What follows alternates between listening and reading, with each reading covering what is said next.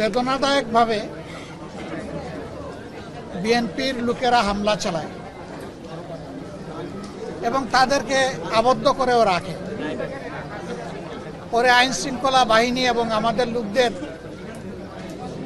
উপস্থিতিতে তারা মুক্তি পান।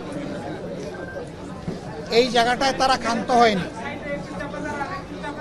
তারা আমাদের নেতাকর্মীদের উপরে হামলা চালায় দেশীয় অস্ত্রশস্ত্র দিয়ে। তাদের মধ্যে অন্তত 16 জন গুরুতর আহত হন। আহতদেরকে চিকিৎসা দেওয়া হয়। তাদের মধ্যে কয়েকজন এখানে ভর্তি আছেন। আমরা তাদেরকে দেখতে এসেছি। আর এখানে সব মিলিয়ে 25 জন চিকিৎসা দিয়েছেন। কেন এমনটা ঘটল? নির্বাচনী প্রচারণা ইনশাল্লাহ আগামীকাল থেকে পূর্ণ উদ্যোগে শুরু হবে।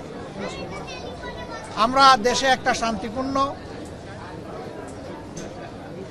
একটা সুষ্ঠু নির্বাচন চাই, যেই নির্বাচনে জনমতের প্রতিফলন ঘটবে, মানুষ স্বস্তির সাথে ভোট দিতে পারবে, কোনো ভয়ভীতির পরিবেশ থাকবে না, এমন একটা নির্বাচন আমরা চাচ্ছি।